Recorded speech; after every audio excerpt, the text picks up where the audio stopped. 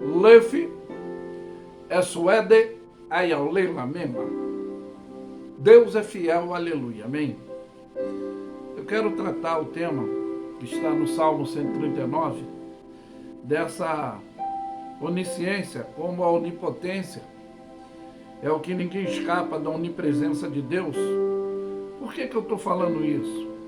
Eu quero relatar experiência vivida desse aprendizado dos servos de Deus em suas vidas.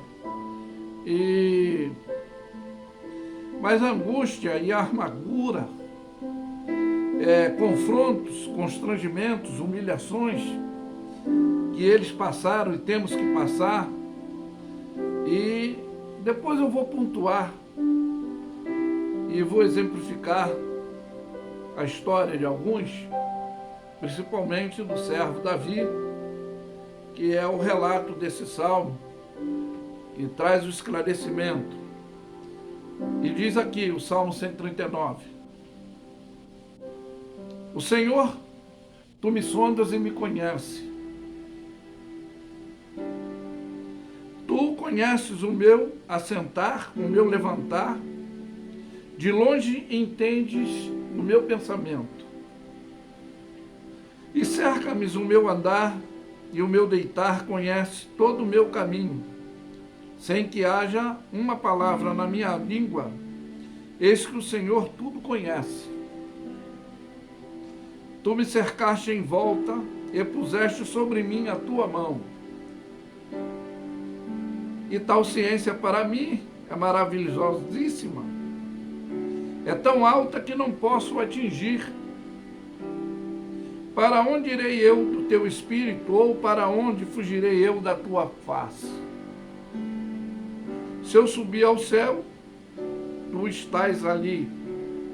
Ali tu estás. Se fizer no Seol, no abismo, a minha cama, ali também estás.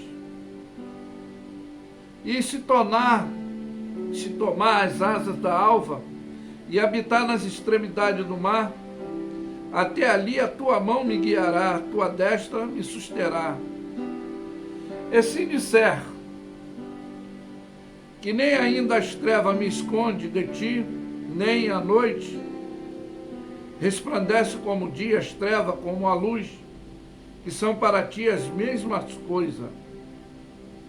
Então nós vemos aqui, dentro dessa condição, que não tem como nós escaparmos de frustrações, decepções, conforme eu falei, de angústia, de amargura.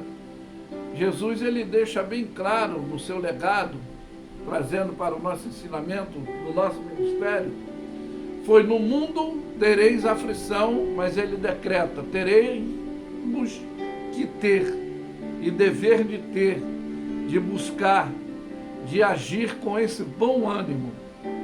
Então, no mundo teremos aflição, mas temos bom ânimo, porque ele venceu. Ele sendo nosso professor, nós também, com aprendizado, com a confiabilidade, venceremos. E o primeiro passo que eu posso relatar é o que está no Salmo, que vai nos dizer, do Salmo 23, ainda que eu andasse pelo vale da sombra e da morte, não temerei mal algum, porque tu estás comigo. É a onisciência da presença. A tua vara, o teu cajado me consola, porque ele refrigera a nossa alma e nos guia pela vereda da sua justiça, conforme eu falei, o Salmo de número 23. Ele nos guia pela vereda da sua justiça. Então, o segundo ponto também é porque é a base do Salmo 46. Como é isso? Porque Deus é o nosso refúgio e fortaleza, socorro bem presente na angústia. Então, essa fortaleza que nós temos, essa confiança que nós devemos pelo que não temeremos, ainda que os montes se transpassem para o meio dos mares, ainda que haja terremotos, que os montes se abalam, se transpassem para o mar, ainda que as águas se rujam, né? E se transporte para o meio dos mares e rujam, fica embravecida, né? O barulho perturbador, angustiador, e pela sua braveza, é o que eu posso citar, o que está acontecendo nesses últimos dias, os acontecimentos bíblicos que têm acontecido nesses últimos dias, que muitos não estão entendendo. Mas Ele é o nosso refúgio, a nossa fortaleza, o socorro bem presente na angústia, pelo que não temeremos, ainda que esteja acontecendo tudo isso. Tá? Terceiro ponto também, eu quero continuar falando da confiança, como diz o Salmo 91, que aquele que habita no esconderijo do Altíssimo, a sombra do Onipotente descansará. E o que diremos do Senhor? Que Ele é o nosso socorro, a nossa fortaleza, a nossa confiança, que temos que declarar, sendo Ele o nosso refúgio, que nos fortalece sempre. Pois porque no Salmo 125, a gente sempre cita isso, a maioria sempre cita, porque os que confiam no Senhor são como os montes de Sião e não se abala, mas permanece para sempre. Mas na realidade, a gente se abala assim, é desse problema que nos acontece, que nos aflige, que eu quero falar, do que é o aprendizado que nós temos desse legado, que são confrontos, constrangimentos, humilhações, decepção, dessas angústias, dessas amarguras que passamos na vida, e aí temos que viver. Eu vou citar alguns servos do Senhor que surgiram nas suas vidas, surgem em nossas vidas, porque a Bíblia diz que não lutamos contra a carne nem o sangue, mas contra a principado e potestade. Mas tiveram alguns que lutaram, sim, fisicamente, e se abalaram também, sim, mas permaneceram confiantes no Senhor. Como é isso, pastor? Porque é o dever para obtermos resposta. Ainda que entramos nos nossos pensamentos, no nosso caminho, vamos entender que não somos dele. O caminho de Deus, pensamento de Deus, não somos os nossos, os deles, é bem ampliado, e nem tudo que ele requer que vai acontecer, vai surgir na nossa vida, ele vai nos falar, mas ele vai nos preparar dentro desse legado do aprendizado, desse sofrimento que passaremos, constrangimento que teremos e venceremos. Por quê? Eu falo isso. Nós somos ansiosos, é um dos pontos que o pensamento de Deus não é o nosso, o caminho de Deus não é o nosso. Às vezes nós somos arrogantes, sim, desobedientes, às vezes interesseiro em alguma situação, mas é esse aprendizado que traz a estrutura, porque as bênçãos do Senhor na nossa vida é que enriquecem, não acrescenta dor. E é aí que vamos entender como Davi enfrentou os seus opressores, enfrentou Golias, teve seus adversários, teve que se abrigar na caverna de Adulão. Eu podia falar de um outro feito histórico, que é o profeta também, Jeremias, que vocês sabem da história. Ele teve que se refugiar também na caverna, depois de um grande acontecimento histórico, que biblicamente é relatado até hoje, é demonstrado um exemplo de fé que ele tinha, dele demonstrar que ele confiava no único Deus, Criador dos céus e da terra. Mas depois de uma palavra de confronto, ele se abalou, ele ficou aterrorizado. E isso é comum, mas a nossa fé deve permanecer. Eu podia citar também o caso de Jonas, que muito não entende, dele querer fugir. Ele querer se esconder dentro do navio. Muitos não sabem que o seu pai também era profeta e foi morto na mesma cidade que ele deveria ter o compromisso de ir lá pregar, segundo a responsabilidade que Deus deu para que ele, como profeta, o fizesse. E ele psicologicamente estava abalado, porque seu pai já tinha sido morto naquela mesma cidade. Um exemplo também que eu poderia falar, que foi um grande aprendizado, que foi aquele que foi escravizado, preso, humilhado, e depois foi exaltado, foi perseguido de todas as formas, dentro da família também, e ele não entendeu, porque Deus, se nos falar tudo que vai acontecer na nossa vida, nós não vamos, antes de acontecer, já suportar, já vamos ficar constrangidos. Então eu poderia até falar da situação que nós tomamos como exemplo.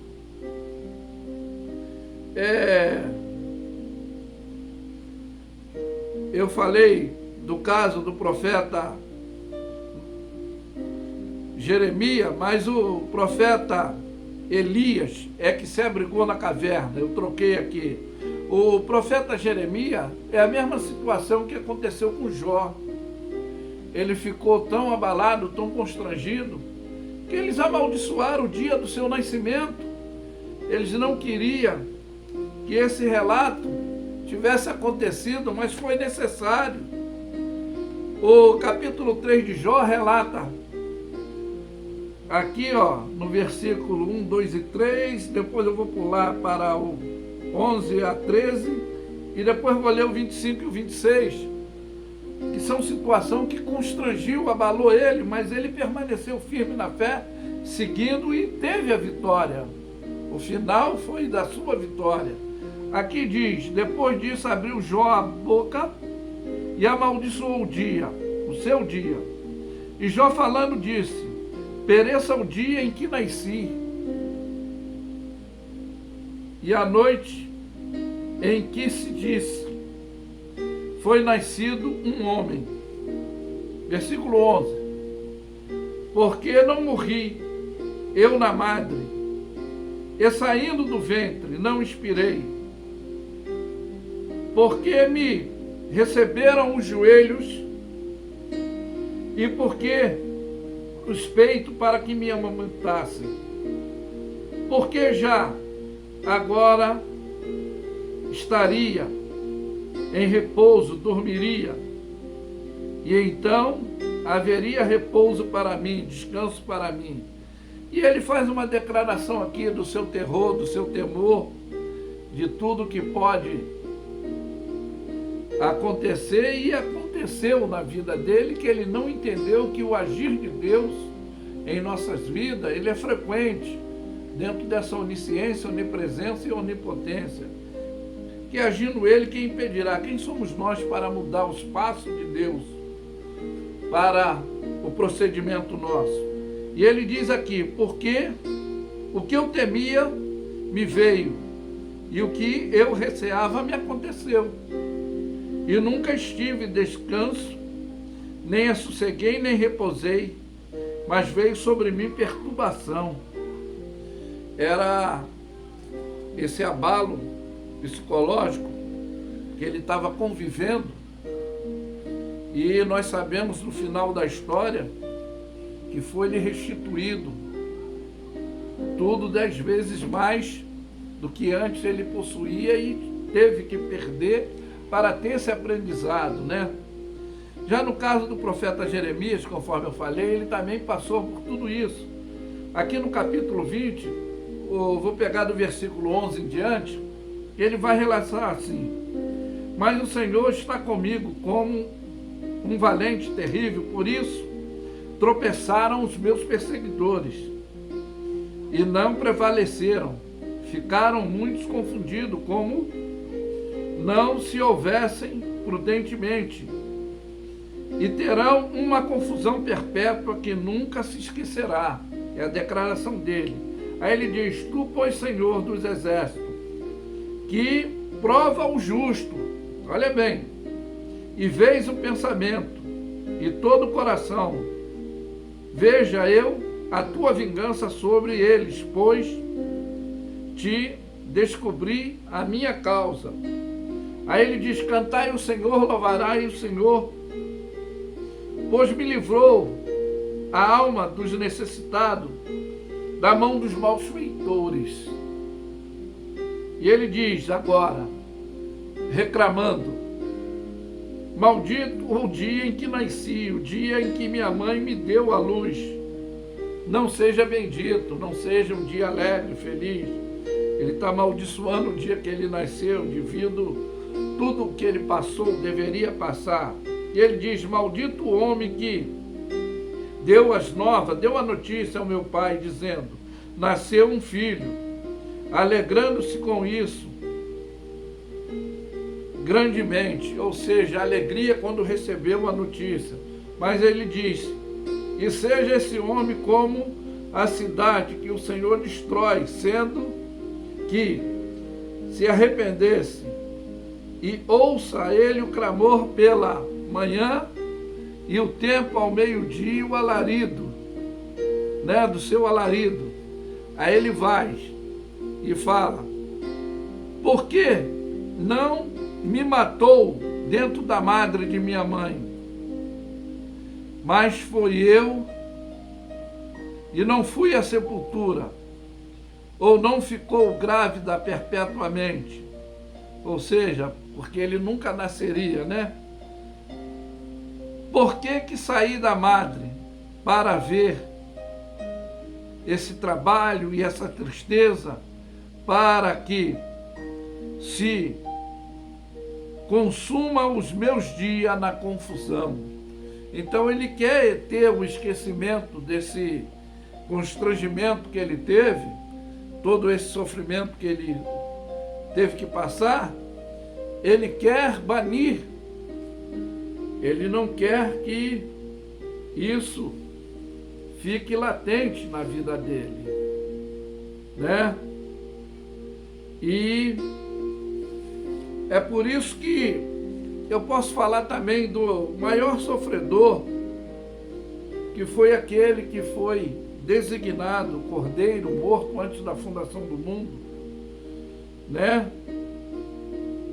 Ele foi rejeitado, ele foi humilhado, não só pelos da sua família, mas pelo seu povo. Não lhe deram atenção, os seus alunos só aprenderam depois que veio entender, depois do terceiro dia da ressurreição. E mesmo assim, no livro de João relata que já era a terceira vez que Jesus tinha aparecido, teve que exortar Pedro, que tinha um legado. Mas o que eu quero falar é, conforme eu falei, eles passaram esse terror psicológico, físico, se abalaram, se constrangiram, se entristeceram, mas prevaleceram na fé. E conforme eu falei, a onisciência, a onipresença de Deus, que Ele é o nosso socorro, a nossa fortaleza, socorro, que é bem presente na angústia, ainda que Ele foi designado para essa função global, que até hoje ainda é rejeitado, mas naquele momento de angústia e sofrimento, Ele teve um consolo celestial. Como é isso, pastor? Aqui no capítulo 22 de Lucas, o versículo 39, diz assim: e saindo foi, como costumava, para o Monte das Oliveiras, e também os seus discípulos seguiram. E quando chegou àquele lugar, disse: orai para que não entreis em tentação. E apartou-se dele um tiro de pedra, pondo-se de joelho, orava, e dizendo: Pai, se queres, passa de mim este cálice, mas todavia não se faça a minha vontade, mas a tua vontade. É o que às vezes nós não queremos. E diz que apareceu um anjo do céu que o confortou. Mas aí é o que eu quero falar do antagonismo que ele passou. Não que era hipocondríaco. E diz aqui que, posto em agonia, orava mais intensamente. E o seu suor tornou-se em grandes gotas de sangue que corriam até o chão. E levantando-se da oração, foi ter com os discípulos e achou-os dormindo de tristeza. E disse: por que estáis dormindo? Levantai-vos e orai-vos para que não entreis em tentação. Então, por que eu falo que ele foi o maior sofredor? O que passou esse constrangimento todo, e a sua vitória foi ao terceiro dia. Ele sofreu todo esse terror psicológico, ele teve toda essa situação que verdadeiramente o abalou. E essa situação raríssima que aconteceu com ele, hematidose, esse fenômeno de suar sangue, foi a situação constrangedora que ele estava se sentindo, e ele estava sufocado com tudo isso. Não porque ele era hipocondríaco, criou enfermidade para si, mas psicologicamente ele estava aterrorizado. Mas ele teve o conforto de um anjo do céu que veio para lhe consolar. Mas ao mesmo tempo também ele entendeu que, se fosse possível, passasse dele aquela situação, mas todavia seja feita a vontade do Pai. E em nossas vidas, será que estamos preparados para quando estamos nos sentindo angustiados, despreparados, desqualificados, humilhados? Será que a gente ora com essa confiança, pedindo para se passar o cálice, mas todavia seja feita a vontade do Pai? Por quê? É o que eu falei. Ele é o nosso refúgio, a nossa fortaleza. Ainda que andamos pelo vale da sombra e da morte, não temos que temer mal algum. Os que confiam no Senhor são como os montes de Sião, que não se abala, tem que permanecer para sempre. Então, é aí que está a onisciência, a onipresença dele. Porque ele diz que não vem luta, não vem adversidade nas nossas vidas, a qual nós não possamos suportar. Não vem adversidade a não ser dentro das situações humanas. Ainda que a luta nossa não seja contra carne e sangue, tenha uma indução de ação imperativa luciferiana por detrás disso, mas ele dá ordem aos seus anjos ao nosso respeito, para nos livrar, nos proteger. Então, que continuamos confiando, aguardando no Senhor, que a fé, ela tem uma base que diz, é o firme fundamento das coisas que não se veem, é a confirmação daquilo que aguardamos. E aí o Salmo 40 é que ensina, esperar com paciência, não com ansiedade, não querendo do nosso jeito, na nossa hora, no nosso tempo. É o que eu já designei, que está na palavra de Deus. O caminho de Deus, pensamento de Deus, não somos nós. E aí é que essa confiança que temos que ter nele é saber, esperar, aguardar e saber que a hora e o momento é dele, não nosso. Mas que fica essa mensagem fortalecedora, esclarecedora para tudo que está acontecendo nos dias odiernos, que para nós não é novidade, mas temos a confiança naquele que pode e continuará nos fortalecendo. Eu afirmo que Lef é suede ayaulela mema. Deus é fiel, aleluia. Amém? Ficam todos na paz.